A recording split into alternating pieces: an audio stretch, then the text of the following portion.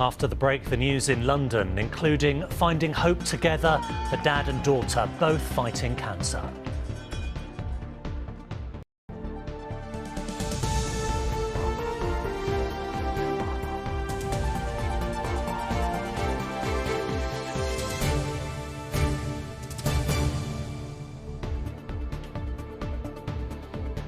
Tonight, more agony for the family of a young man murdered by a serial killer.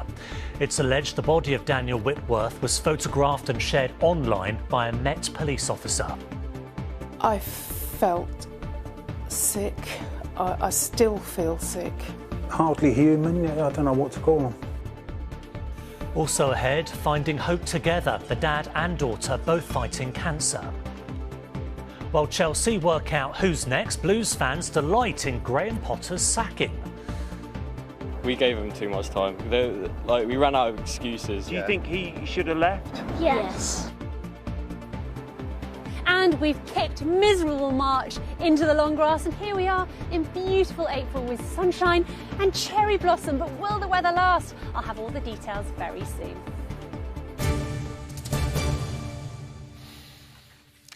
Good evening. The family of Daniel Whitworth, a victim of serial killer Stephen Port, say they are appalled and furious to find out photos of his body may have been shared in a WhatsApp group by a Metropolitan Police officer.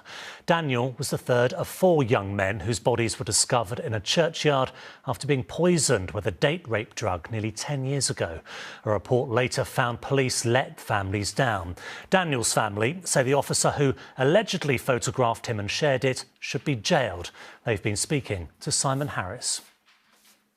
He should never have been lost in the first place, let alone made fun of. For Mandy and Adam, time has not been a healer. Almost 9 years after Daniel Whitworth was murdered, they're facing fresh pain and anger. Daniel, a 21-year-old chef from Gravesend in Kent, was one of 4 victims of the serial killer Stephen Port. His dad and stepmum have just learned of allegations of shocking yet familiar behaviour by police officers investigating his murder. Pictures were taken at Daniel's death scene by some of the officers and have put it on a WhatsApp group called Hunters and Gatherers. What do you think of the officers who did this? Hardly human, I don't know what to call them. I felt sick. I still feel sick. Anthony Walgate, Gabriel Cavari, Daniel Whitworth and Jack Taylor were all given fatal doses of GHB, a so-called date rape drug. Port met them online and invited them to his flat in East London, where he poisoned them and assaulted them. He's serving a whole life prison sentence. Daniel was one of 2 of Port's victims whose bodies were dumped in the corner of a churchyard in Barking. Alongside him was a fake suicide note written by the serial killer. The allegation of pictures of his body being shared is reported to have come from a whistleblower who worked at Barking Police Station.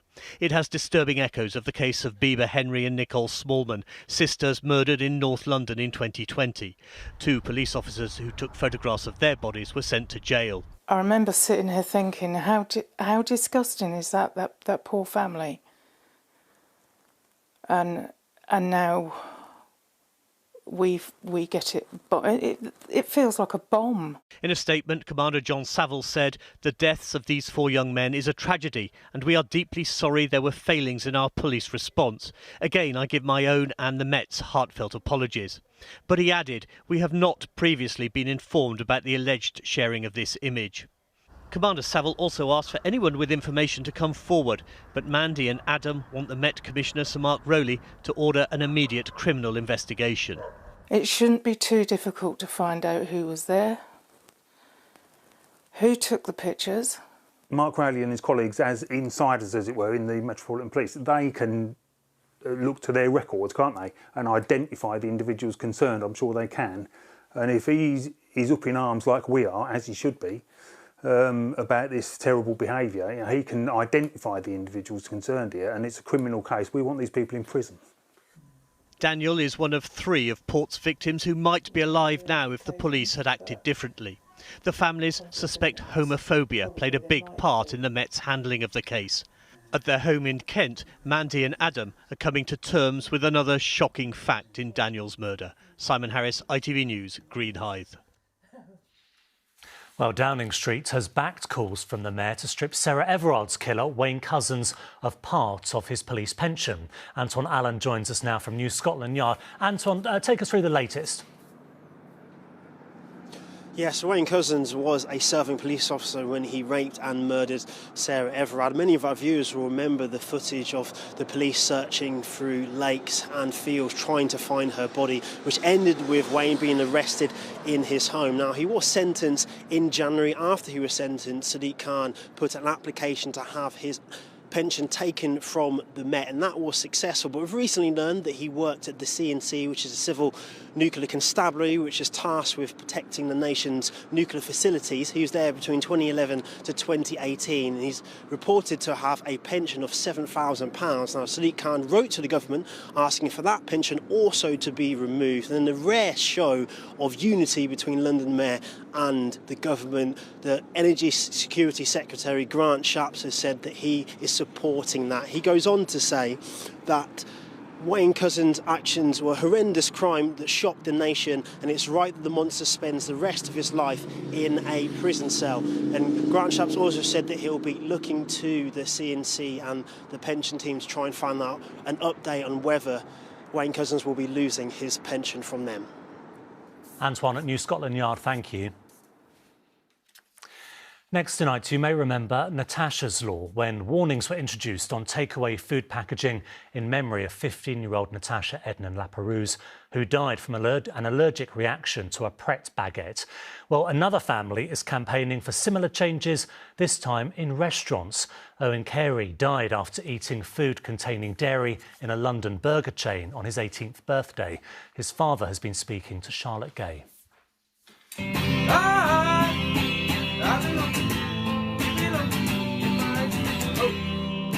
Owen was a fantastic guy, cut off in the prime of his life, just 2 weeks past his 18th birthday. And it was that birthday Owen Carey was supposed to be celebrating. But instead of making plans for his life ahead, the burger he'd ordered with friends in London killed him.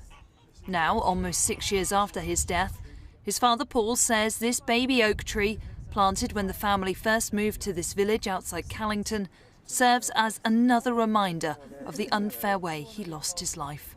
Owen had been well trained by myself and his mother especially, and you have to prepare young people to become independent at some stage. And he was not ashamed to talk about his allergies, but the mistake was the menu indicated what he was going to eat was fine, and the waiter corroborated that. But that was all wrong, and that's where that error came in. It's because it was all done verbally. We need it to be in writing, and that's the safest way to do it. Owen died in the middle of the campaign for Natasha's Law, which, since October 2001, means all pre-packaged food has to have a full list of ingredients on the label. But this doesn't extend to menus when eating out, which campaigners say leaves lots of room for mistakes. These deaths are in the main avoidable.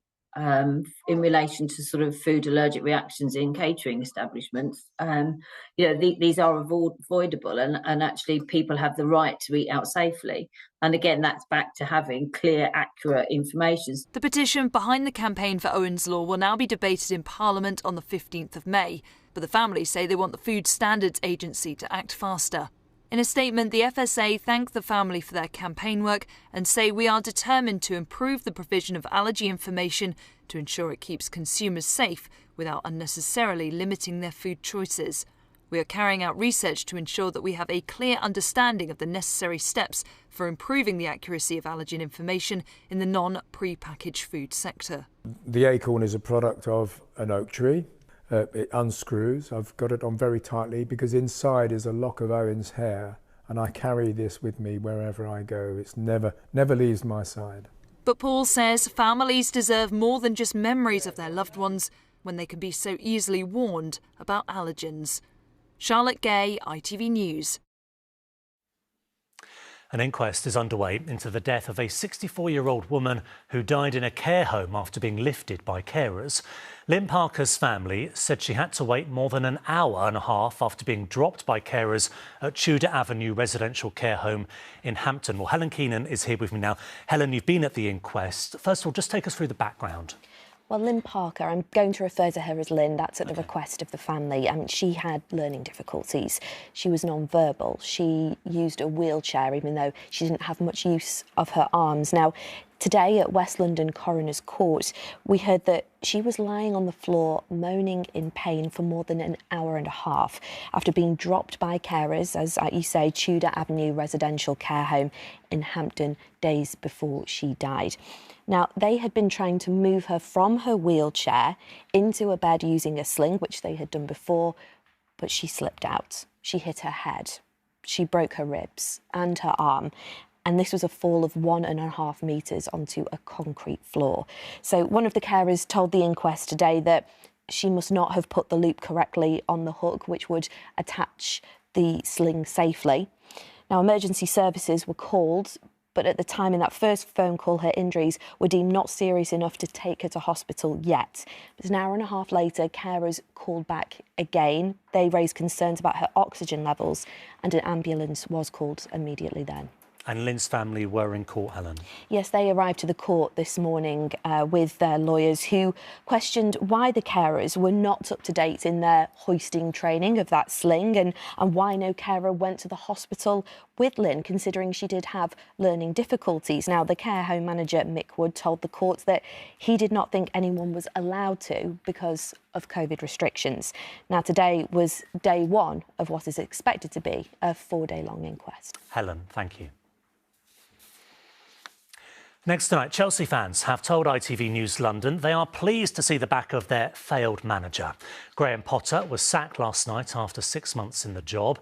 So what happened and who might be the next candidate? Here's Rags Martel. The end of an era. Signed just 7 months ago, Graham Potter is out. Chelsea's second managerial sacking of the season couldn't come soon enough for some online fans. Humiliation after humiliation after humiliation! For months, discontent had been growing. Graham Potter needs to be sacked tonight. Calls of Potter out becoming a trending hashtag. He is clearly out of his depth, he is clearly not good enough, and he is taking us to a new low. Now supporters who chanted for Potter to go after losing to Aston Villa on Saturday have got their wish. Do you think he should have been given more time? Do you know what? I was thinking that a couple of weeks ago after the last few games, but I don't. I think this was the last game for himself. We gave him too much time. We ran out of excuses. Do you think he should have been given more time? Yes. Why? So that they had time to practice as a team, for the players to get used to each other, as you do in relationships. Do you think he should have left? Yes. Why? Because we weren't winning matches. What's your reaction now he has gone? Well, hopefully it will get better. Potter was only in charge for 31 games, but had the lowest win rate of any permanent Chelsea manager this century.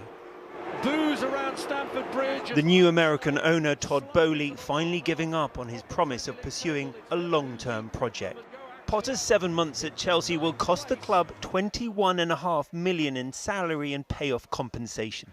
The Blues have already spent more than £500 million on new players this season, but are just 11th in the league. This isn't the Chelsea way. To put things into perspective, last year Chelsea were seen to have a bad season. Then they came third and got to 2 cup finals.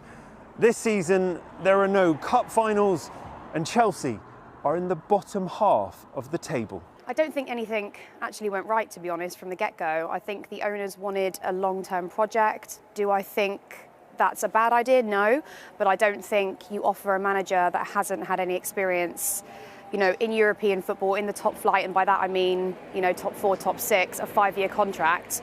But at the end of the day, if you spent over 500 million and you're 11th place, closer to relegation than the top 4, then of course the owners have to act on that, and it's a shame it didn't work out. As for the next manager, another German could be taking over. Julian Nagelsmann, the favourite, swapping places with the former Chelsea boss Thomas Tuchel at Bayern Munich. But Chelsea's first test without Potter will come tomorrow against Liverpool.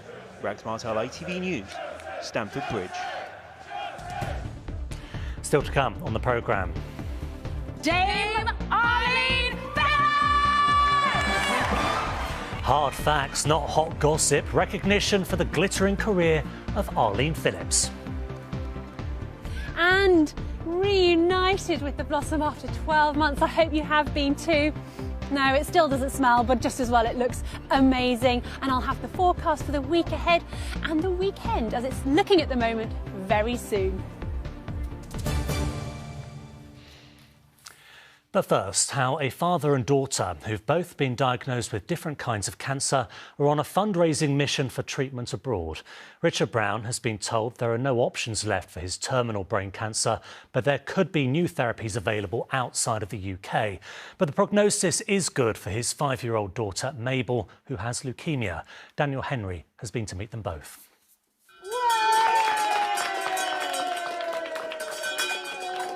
When Mabel rang the bell at Royal Marsden Hospital, the Brown family thought they were cancer-free for good.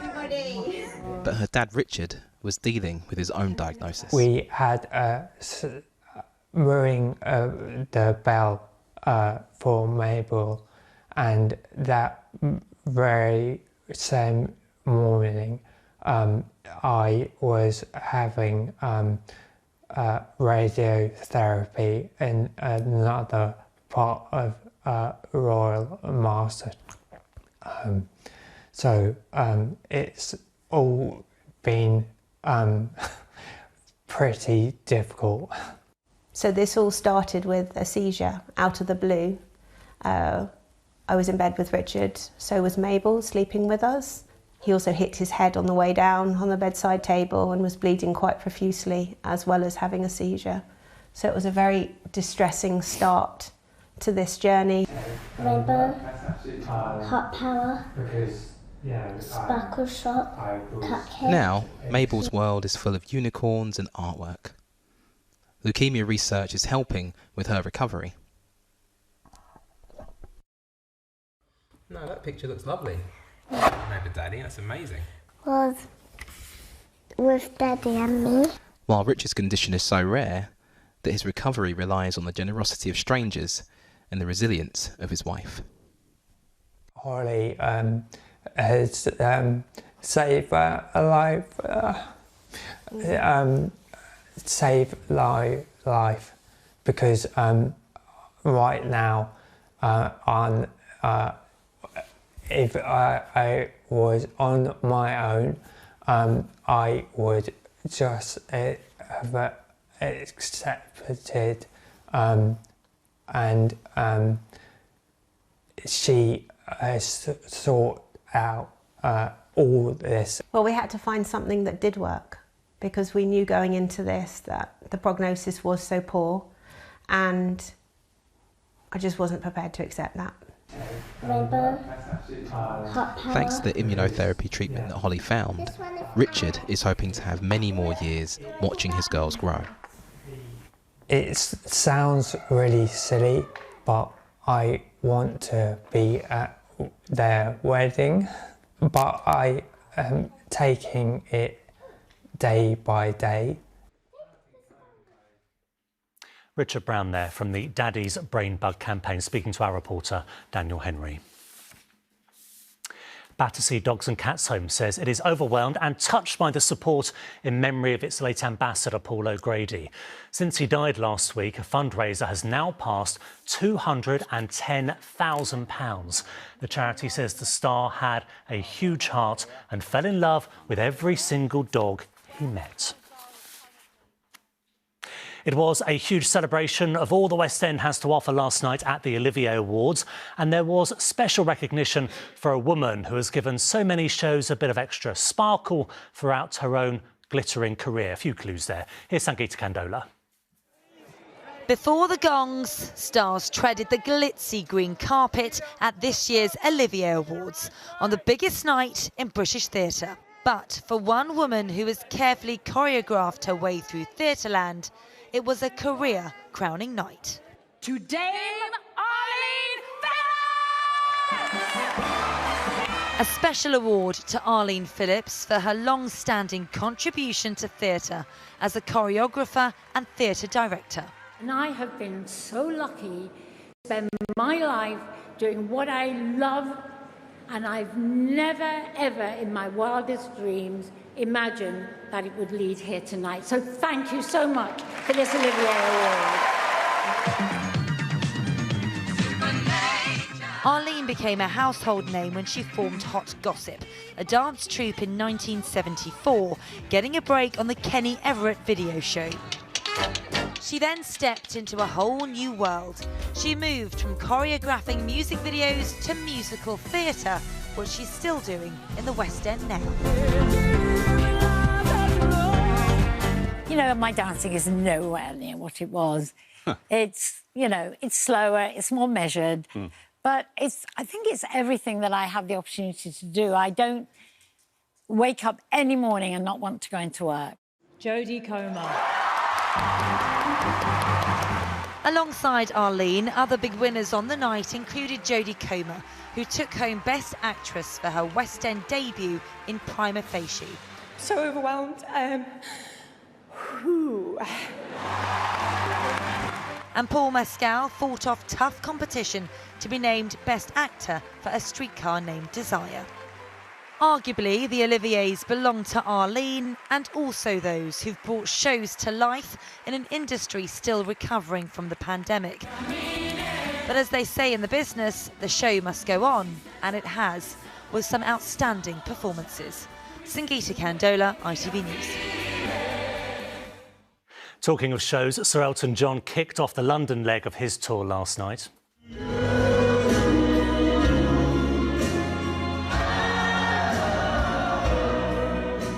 It was the first of 10 shows at the O2 Arena, part of his Farewell Yellow Brick Road tour. Sir Elton first said he'd retire more than 40 years ago, but apparently it is really happening this time. The 75-year-old, originally from Pinner, of course, says his final ever gig will be at this year's Glastonbury Festival.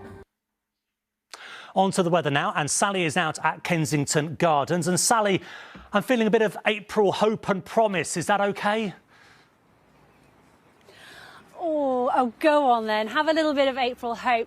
I mean, March, by the end of the month, I felt quite sorry for it. I just renamed it Miserable March. It was awful, but we've sort of kicked it into the long grass, haven't we? We've got the beautiful sunshine. Now listen, Duncan, question. Are you a blossom man? I feel you might be. Love some blossom, absolutely. And it looks beautiful behind you. It does, doesn't it? It's not a magnolia. Everyone loves a magnolia. This is a great white. And I've got a lovely little thing to show you here. People come, this is in Kensington Gardens, by the way, and people come and tie little bits of string on. I think it's a little blessing for good luck and good wishes. And apparently, at any one time here today, there have been about 20 people under the tree. They come and have their photographs taken. You can't really blame them, can you? Should we give them a little twirl, Pete? Because if you come under here and look up, it's absolutely gorgeous. You have the sun dappling through it. And this cherry blossom has got a really lovely story behind it. Right, let me tell this right. Wish me luck. Here we go. OK, so there was a gardener in the 1920s called Collingwood Ingram, and he went over to Japan and they showed him a photo of the great white cherry tree. And they said, this cherry tree is extinct. And he said, no, no, no. I know one of those cherry trees and I know exactly where it is. It's back in a garden in Sussex, and he took cuttings of it, and now all the great white cherry trees in Japan come from that one tree, and so it is therefore known as the most British of cherry trees in Japan. So it's wonderful to celebrate it, and apparently a lot of people come here specifically to this garden, but of course they're all over London, all over the Royal Parks. You can see them at this time of year. They're just coming in. We've got the white ones.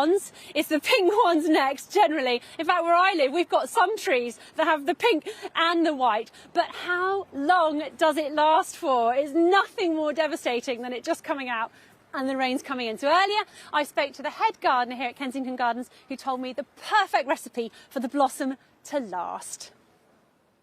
If we want this blossom to stay as long as possible, what are the perfect conditions for it, and what do we not want to see? So the perfect conditions for a great cherry blossom would be for it to be cool, calm and sunny, but definitely not windy and rainy.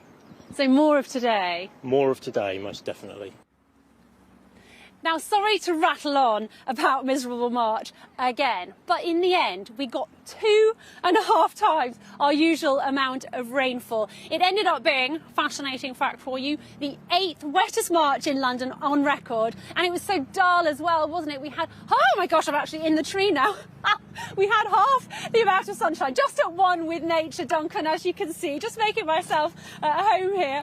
And as we head into the rest of this week, I'm sure you're desperate to know what the weather's doing. There is going to be a little bit of a wobble midweek, but as we hit the Easter weekend, it looks like things will start to recover. I can't guarantee it's going to stay like that. It is quite a few days away, but hopefully we'll keep mostly pleasant weather. Could get a bit of rain at the end, but as I said, a few days away. The best thing to do is keep an eye on the forecast. Here's all the details as it looks at the moment, though. ITV London weekday weather is sponsored by Octopus Electric Vehicles. Car, charger and energy. Well, I hope you had a good start to the week. We've not just had sunshine, but look, baby bunnies too, good old spring. Now, another nice day tomorrow, dry and sunny. As we head into Wednesday, we've got more cloud around and some rain later on, probably in the evening, and a bit of a damp day on Thursday. But as we head into the start of the bank holiday weekend, things are looking better. Let's take a look at the pressure chart. We've had high pressure out to the east, keeping those fronts to the west at bay. But you can see on Wednesday night, that wet one does move in, keeping Thursday unsettled, but high pressure builds back in as we go through Friday. So let's take a look now at the detail for tonight, and our sunset isn't until 20 to 8, so some lovely evening sunshine if you're able to get out and enjoy it. A little bit left, but with clear skies overnight, those temperatures are going to drop down, so a cold end to the night with some rural frost possible. The temperatures could well get down to below freezing. There might be a little bit of shallow mist and fog around as well. So Tuesday kicks off to a cold and in some places frosty start, but a beautiful one. Once again, some fabulous sunshine for you. There's lovely blue skies, a little bit of cloud around, but possibly less cloud than today. And out to the east, it might just be a little bit cooler with that slight southeasterly coming in. But inland, we could well get up to 11 to 13 degrees. So those sheltered sunny spots not feeling too bad. Now, we've got quite a quiet evening to come on the weather front. You might just notice from the west, things start to turn a little bit hazier and cloudier. And cloudy is the theme for Wednesday. As you can see, we've got this front moving in. We think it'll arrive with us probably by the evening. Keep an eye on the forecast for timings. Staying unsettled then as we head into Thursday, but improving for Friday. Enjoy your evening. I'll see you later on. Cheerio. ITV London weekday weather is sponsored by Octopus Electric Vehicles. Thank you, Sally. And that is it for now. We are back tonight, and Charlene is here next with the ITV Evening News, and I'll see you tomorrow. Bye for now.